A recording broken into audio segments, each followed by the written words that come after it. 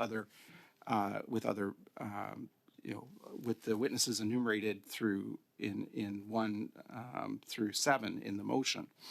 And so that means 2 meetings are already gone from the meetings we need. In addition, we have 7 further witnesses, 7 departmental witnesses. That will take at least 3, if not 4 meetings. So what we need for this study, Mr. Chair, is not 2 meetings, it's 5 meetings, which is in accordance with the amendment that was just adopted, at least 2 meetings.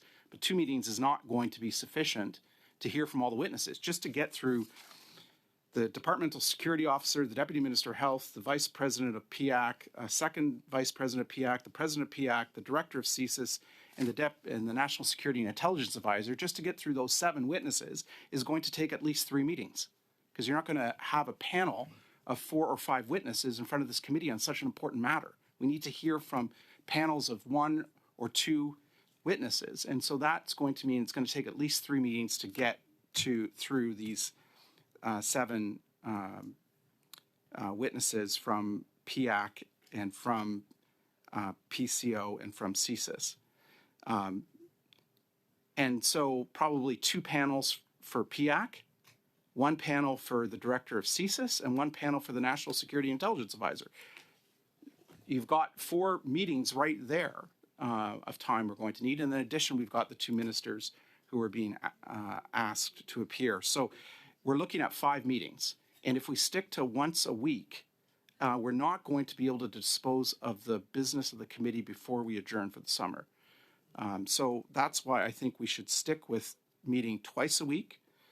It will allow us to get through this study, to hear from witnesses, and to also dispose of other matters in front of the committee. Thank you, Mr. Chair.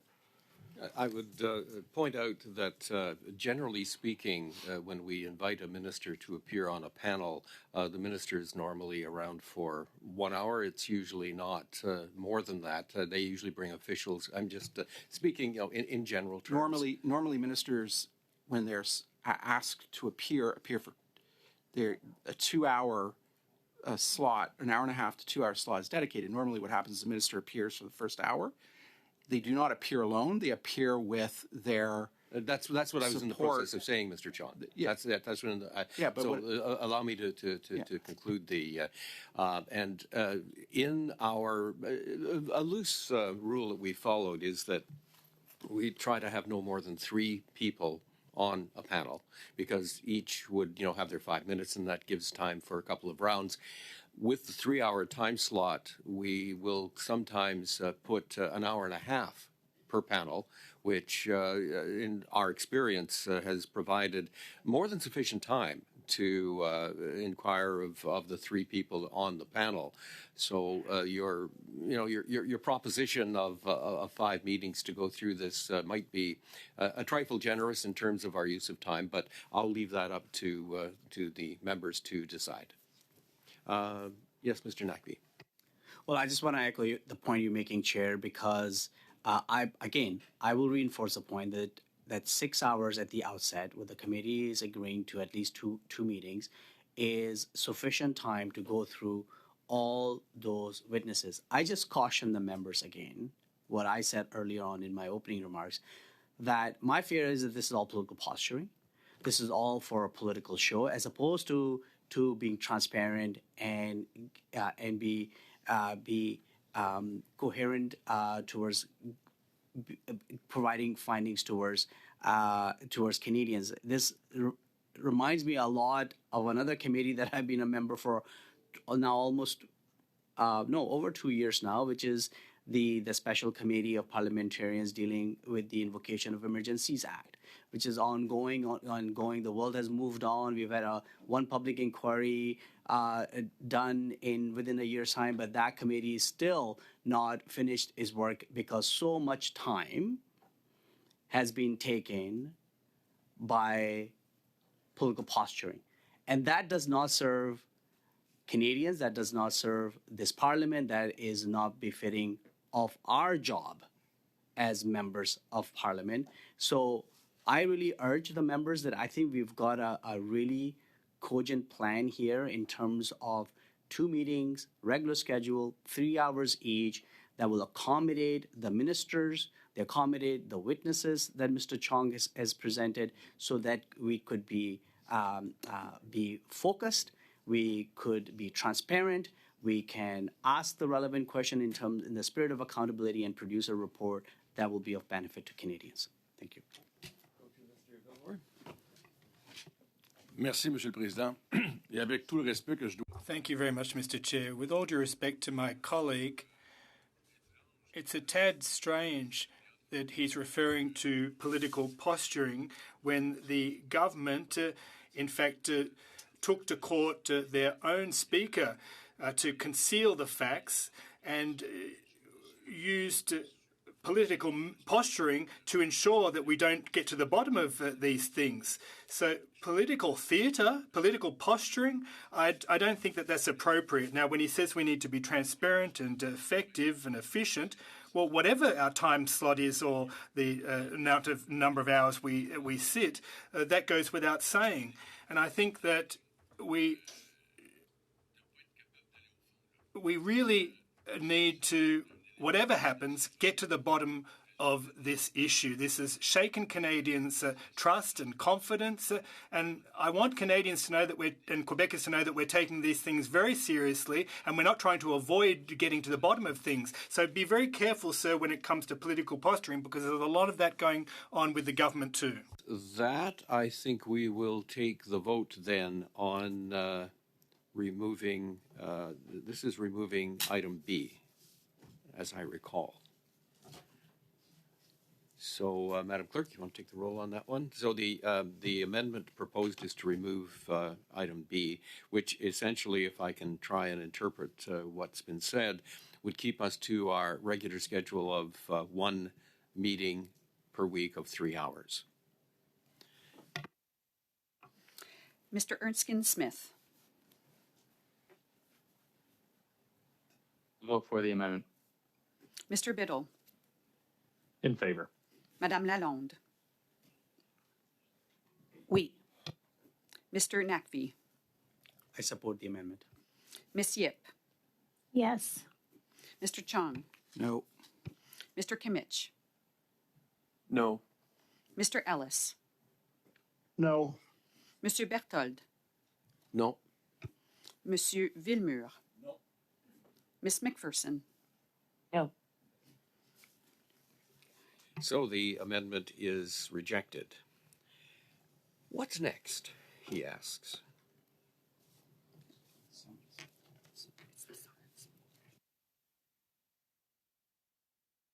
So it goes down to section D, and just remove the notion of the summons per Standing Order 108.1, is that? Yes. 108.1.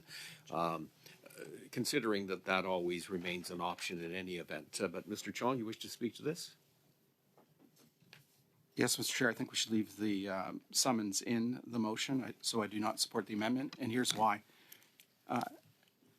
The actors involved in this national security breach at the Winnipeg Lab do not deserve the benefit of the doubt. When we examined this matter in the last Parliament, we did so in good faith as a committee, and every step along the way, the individuals involved in this matter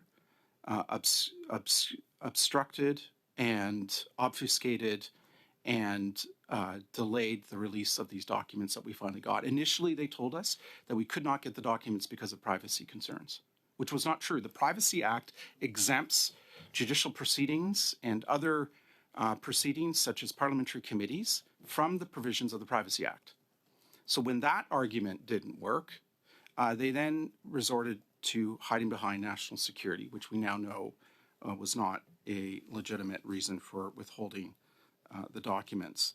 They then defied 4 orders of the House of Commons, including a summons to the bar for these documents. So, Mr. Chair, I don't support removing this summons from the motion. The motion is worded in a way, I drafted it in a way that doesn't compel you to use the summons, but gives you the option, Mr. Chair, to use it if necessary. We need to hear from these witnesses, and I don't want to waste more time than this meeting having another meeting where you are telling us that departmental officials who have been requested to appear have refused to appear. I don't want to have another discussion about that. I'd like us to adopt this portion of the motion as is so that if a witness says to you that they're not available, that you can actually issue a summons so that they will appear, because it's high time that we get answers on these matters, and so I don't support the amendment. I'm looking for a bit of clarity here, Mr. Chong. Are you saying that because I take your point, we invite, they are unavailable, we would, under normal circumstances, follow up then with a summons?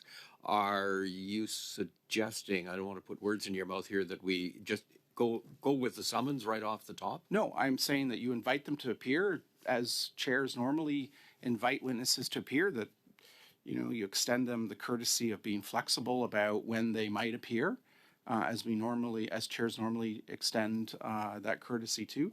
But if a witness refuses to appear, that you then have the threat of telling them that you are empowered to summon them. And I hope that you would not have to use that threat, but if you do need to use it, that the motion empowers you to do it. So you begin with the invitation, but if witnesses refuse to appear, that you are empowered as chair, if this motion is adopted, to summon them. So that's essentially formalizing what we would do anyway. Yes, but without wasting any further time on this matter, because I think we've wasted a lot of time. Okay, fair enough. Mr. On Naqvi? procedure to get to this point. Thanks, Chair. I think Mr. Chong just admitted the fact that this part is a bit redundant because that power already exists. You don't need to state that in this motion. I've again remember in the past debating members on whether or not we should have a line about taking oath before they appear before the committee. I mean, this is not the United States of America. There are certain conventions, there are certain rules that are already in place in our parliamentary procedure. The power to summons, if a witness refuses to appear, lies with the chair, is within the standing order. You need not to state that in this motion. I think the function of this committee, like all other committees, will continue to function appropriately with or without this motion. So that's why with that particular clause, I think it's it's quite redundant, and we should not have it in this motion. Mr. Villemur. Merci, Monsieur le Thank you, Mr. Chairperson. Well, listen, despite the fact that it is in the standing orders, it's my understanding of what Mr. Chong said that he would prefer that the chair, or the motion calls on the chair to summon witnesses if necessary. If there are several witnesses that don't want to appear, we wouldn't have to vote on each and every occasion. We would be more efficient, and they would be summoned to appear automatically. And in the wording of the motion, well, that does have a bearing on what witnesses will do when they might be thinking twice about whether deciding to appear or not. So I'd support what Mr. Chong has said. It seems reasonable. And just because I agree that this is in the standing orders, but we shouldn't have to go over this with each and every witness. I guess as chair, I'm looking at kind of the practical application of this. Let's a scenario. We make an invitation. The response we get is inconclusive. They're not sure if they're available or not. I guess I would look for a bit of advice from the committee as to what would then trigger the summons, which exists, as Mr. Naqvi pointed out. It exists anyway. So I'm just help paint the picture for me as to when I would actually take that step. Mr. Villemur first, and then Mr. Chong. Merci, Monsieur le Président. Thank you, Mr. Chair. Of course, I don't want to usurp your authority in any case whatsoever, but listen, the way I see things is this. The witnesses are invited to appear. first, and for their own reasons, they decide to refuse to appear. Now, at that point, you'll look at the particular context, as will members of the committee.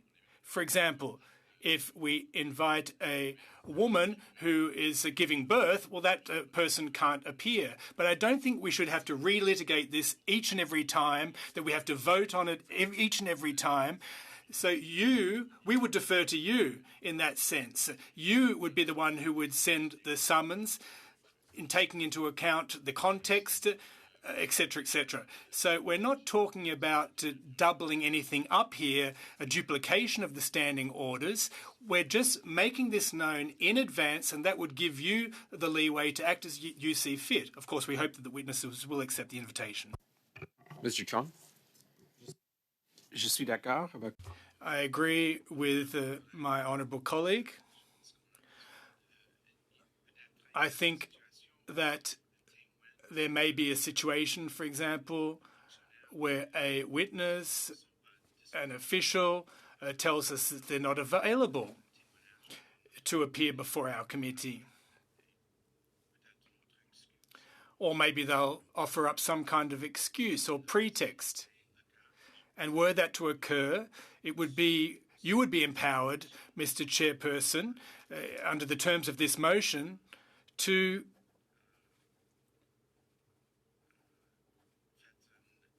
summon the witness to appear before our committee.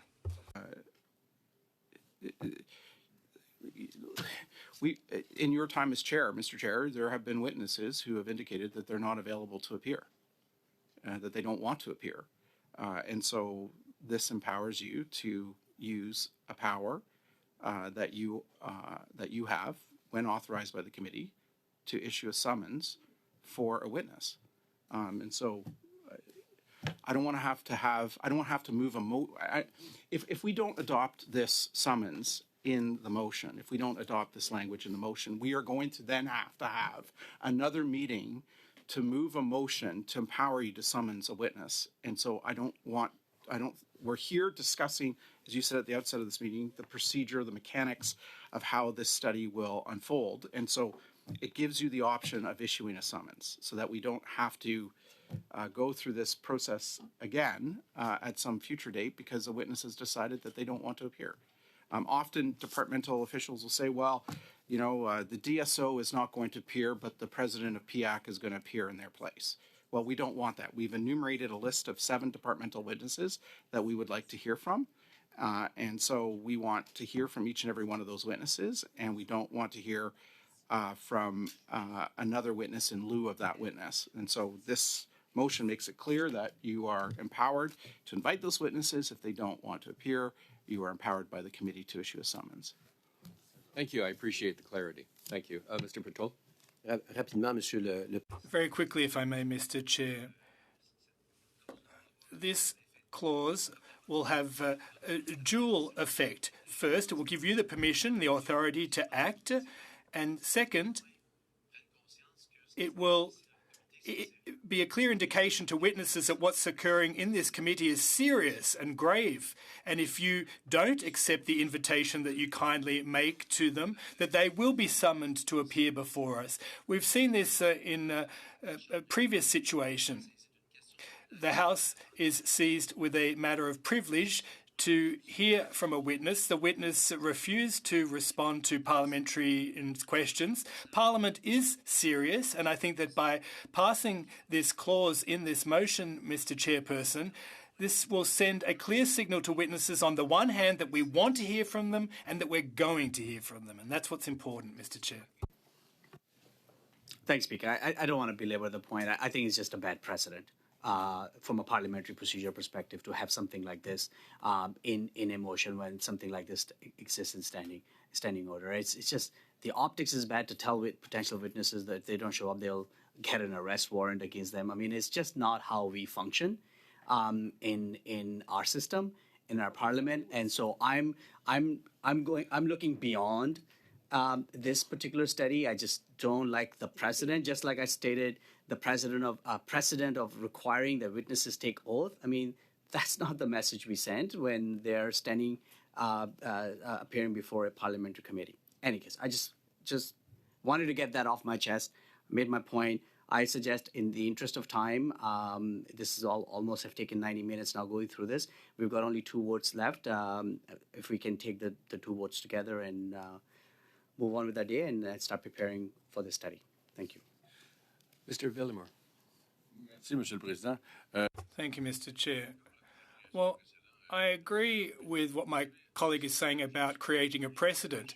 I'm not a regular member on this committee. I've been a regular member on the Ethics Committee, however, and there is an increasing trend of witnesses that don't wish to appear and they don't give any reason or pretext. And this wasn't the case previously, but increasingly it seems to be the state of affairs. It's sad, it's unfortunate. If we have to create a precedent here, well, let's create a precedent because the context itself has changed. Just as, sorry, let's have, okay. I have seen, just as a participant in other committees and occasionally sitting in, there is a sentiment out there just to sensitize you all to this, that sometimes the treatment of witnesses at committees has probably created misgivings about attending, and I would suggest that we'll take the vote on this one, but we'll also deposit right now the notion that whatever form these hearings take, that they do be respectful, and that's I think critical. Last word to you, Mr. Villemur, then we'll take the roll. Merci, Monsieur le Président. Thank you, Mr. Chairperson. And I subscribe to what you're saying. In some committees, witnesses have been treated as if they were the accused in a court of law, and that's not what should occur either. Of course, there is a lack of respect towards witnesses. We're seeing this happen increasingly, but we have to be respectful to the individuals concerned. And I finally reiterate my support for Mr. Chong. Let us, I don't see any other hands up, so let's take the roll on this one, Madam Clerk. Mr. Erskine-Smith,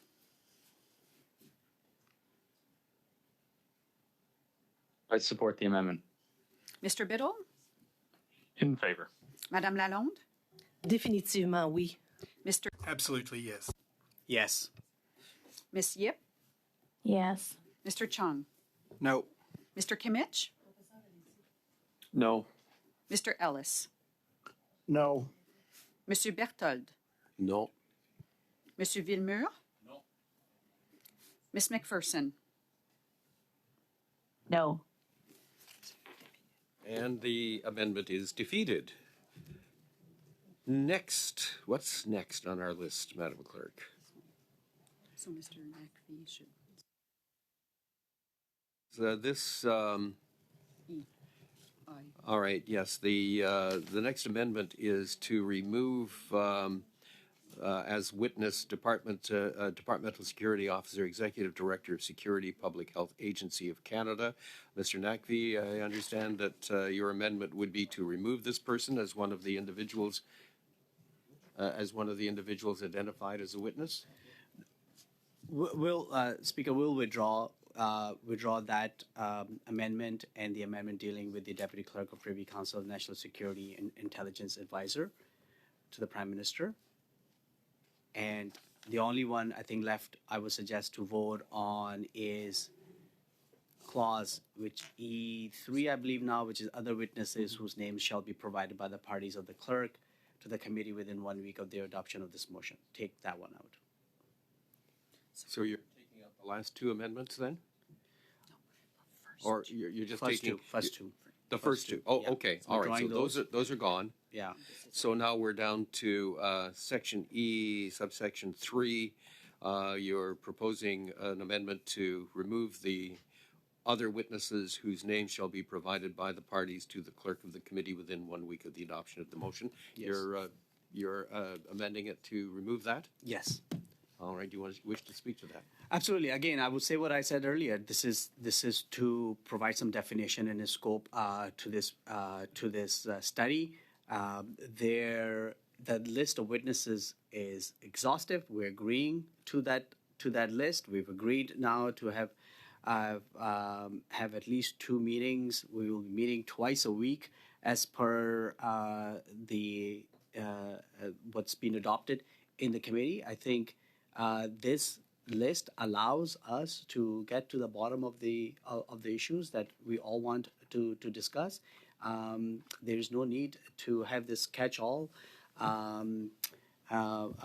provision around with our witnesses. If the end of the questioning is done, if they feel that more witnesses are needed, then more witnesses can be added at that time. But by Mr. Chong's own admission, this will require about 5 meetings to go through all those witnesses, which I think is ample time. And then we, as a committee, assess at that time if we need more witnesses or not. We'll go to Mr. Chong and then Mr. Villeneuve. Thank you, Mr. Chair. I don't support the amendment. I think this clause in the motion gives you, Mr. Chair, the flexibility to invite other witnesses as may be necessary. I know that there are other members on the committee who have ideas for additional witnesses that are not captured by this motion. So this clause would allow you to entertain the invitation of those other witnesses.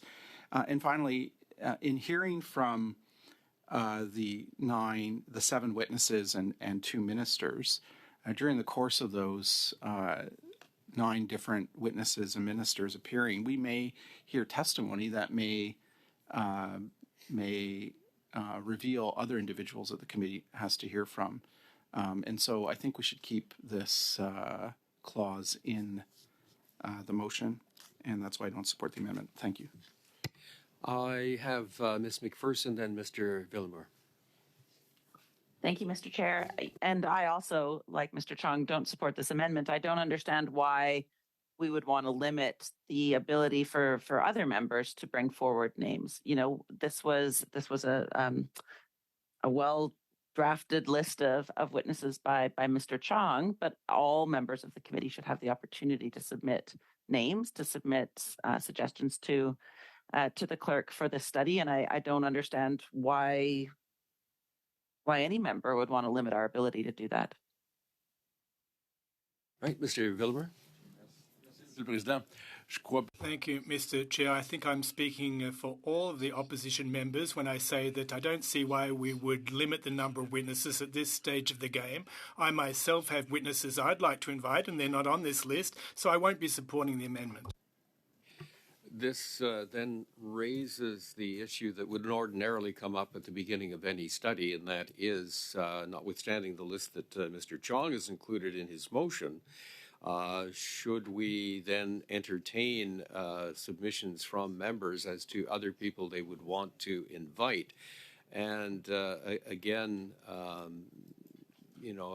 we have to go back to the point that Mr. Chong made very clearly, that there, even with 2 meetings a week, just really adding an extra hour of witness testimony, that we're looking at the prospect of having this particular subject, which is litigating things that have happened in the past, consume a lot of capacity that we would have to look at things like the Indo-Pacific strategy, like Taiwan, like others, which have ramifications going forward, especially in terms of government policy. So I guess as chair, I would just issue a caution that, we manage our expectations as to, what we hope to accomplish here versus what we've already taken on in terms of the work that the committee has already decided it wants to do. All right, Mr. Villeneuve, you want to? Monsieur le Président, merci pour ce point. Mr. Chair, thank you for that wisdom. It's true, if I base my experience on the Ethics Committee, when there are 2 things happening at the same time, nothing actually is completed. But in the spirit of the mission of the Canada-China Committee, and I mentioned this earlier, but in the spirit of that mission, I said earlier that we need to discuss diplomacy, the destabilization actions that China is engaging in vis-a-vis Canada. And I think that we need advice not just from public health, but from that of other witnesses on these issues. From a diplomatic standpoint, the committee needs to broaden the scope of its mission in that regard, in my opinion. And that's why I don't want to limit the number of witnesses. Of course, we shouldn't call 14 witnesses to appear, but the fact remains, were we to limit the witnesses, that means there would be 0 additional witnesses. And I don't agree with that. Ms. Lalonde? Yes, I'm just trying to rationalize all of this because what we are proposing is that we would be removing the EEE, and the reason why, and then Mr. Chong goes and say that we can add them later, and I think this is always something that can be done. But the point that he's making, and I know we're talking about how well and crafted this motion was, but it does also counter effect because we're saying also within 1 week of the adoption of this motion. So, Mr. Chair, unless, and I read it in Francais, I'm reading it in English, I'm just trying to understand what Mr. Chong is saying, that how well crafted this motion is, but he's actually saying the opposite, because if we're going to be later adding more witnesses, but he's limiting through EEE 7 days, I know I'm French and I'm trying to understand, and I'm saying this in English because it makes no sense for the purpose of what my honorable colleague is saying, that down the road we'll be able to add witnesses, but he's actually in his well-crafted motion put 7 days from the day that this is here today. So I'm very confused, Mr. Chair. I'm very sorry this morning. Yes, the chair will note that it is pretty common practice in committees to set a timeline for the identification of witnesses. I kind of interpret this as doing that. But I'll go to Mr. Chong, then back to you, Ms. Lalonde. All right, yes. Sorry, and I apologize. My point is that all throughout the motion, we are limiting to the 7 days when this motion, and I agree with you, Mr. Chair, but this motion is saying, Mr. Chong just said that as we go along, we can add names, and I don't want to paraphrase phrase or quote him, but that's my understanding of what he said. But this motion, as you said, would limit up to 7 days, which I know you're appreciative. The reason why we're saying this is that you cannot add more names throughout the motion, Mr. Chong. Mr. Chong. Thank you, Mr. Chair. I think Madame Lalonde has raised a good point. So I move that sub-amendment that we strike. I'm not going to complicate things. After this, if this amendment that's in front of us is defeated, then I'll move an amendment to strike within 1 week of the adoption of this motion. But I'll wait till we dispose of the motion in front of the committee right now. The amendment in front of the committee right now. Thank you, Mr. Chair. Ms. Lalonde, please. Do you, if you want to put something in, then turn on your mic, and we'll do that. Okay. Now, again, I don't want to aim the discussion in a particular way. I would suggest, though, that if we remove the 1 week, then that will leave things wide open indefinitely. But there again, the committee, is the master of its own course of action, and certainly, in the interests of doing a thorough job, it'll be up to the committee to really monitor how things progress. If, for instance, the other things that have been already approved on our docket are seen to be important to the committee, and we know we have a limited horizon in terms of the amount of work that we can potentially get done, it'll take a smackerel of self-discipline here, collectively, to make sure that the important things do get done. So I will just leave that with you. But let's deal with the amendment first, and then if Mr. Chong wants a sub-amendment, we'll consider that after. All right? That would actually be an amendment. So let's deal with this amendment first. So the amendment is to basically remove subsection 3 under section E. Do we need a vote? I don't know. Do we need a vote? So what did we agree to? Defeat the amendment. It's clear the majority of members want to defeat the amendment. So when it's a vote, we have to vote. Yeah, we have to vote. Let's vote. Mr. Erskine-Smith, I don't support this amendment. Mr. Biddle, In favor. Madame Lalonde, In favor. Mr. Nakvi, Yes. Miss Yip, Yes. Mr. Chung, No. Mr. Kimmich, No. Mr. Ellis, No. Monsieur Berthold, No. Monsieur Villemur, No. Miss McPherson. No. Oh, I don't, we don't need the suspense. I think that the amendment has been defeated. Mr. Chong? Yeah, Mr. Chair, I move, based on the correct analysis by Madame Lalonde, that we strike in Clause E3 the words "within 1 week of the adoption of this motion." That amendment will allow members a bit more time to submit witnesses if we hear from testimony that may lead us to other witnesses. Thank you, Mr. Chair. Any comment on this? Do you need a minute? Can Mr. Chong repeat the change again? Mr. Chair, I move that in Clause E3, we strike the following words: within 1 week of the adoption of this motion.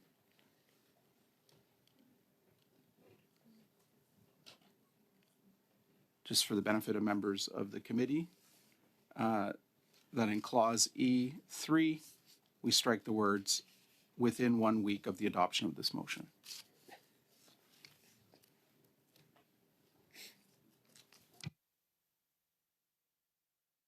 Any further comment? We're all on the same page then? Thumbs up, screen, you're all good? Okay, I think we have what we need then. So we then now need to go to the main motion as amended, because we did accept the first amendment with that at least 2 meetings, and well, we've all agreed that this last one is okay, but yes. So as amended, so we've at the start, the lead-in study of at least 2 meetings, and at the end, removing within 1 week of the adoption of this motion. So those are the 2 amendments that we have agreed to. We should now then vote on the main motion. Are we ready to do that? All right. Do you want to? How do you want to do? Do you want the roll here, or do you want to just do thumbs up, thumbs down? It'll be unanimous, so why don't we just do thumbs up? We did thumbs up. It is unanimous, so the motion as amended is adopted. And the chair very much appreciates the clarity and the collegiality here, as we work through the mechanics, but this will be a fascinating study, to be sure. Is there any other business? Now, I would suggest that this goes back to something that I've mentioned a couple of times. We have had the notion of committee travel in regard to the Indo-Pacific strategy, that the opportunity to go and speak to some of the nations that would be hopefully positively affected by Canada's Indo-Pacific strategy would be instructive, particularly as we action the elements of the Indo-Pacific strategy. So I want to leave that with you, because at some point we need to really tackle that and get deliberate as to what we intend to do in that regard. Mr. Chong, you wanted to add something? You're good? Anything else? Move to adjourn? Adjourn, thank you.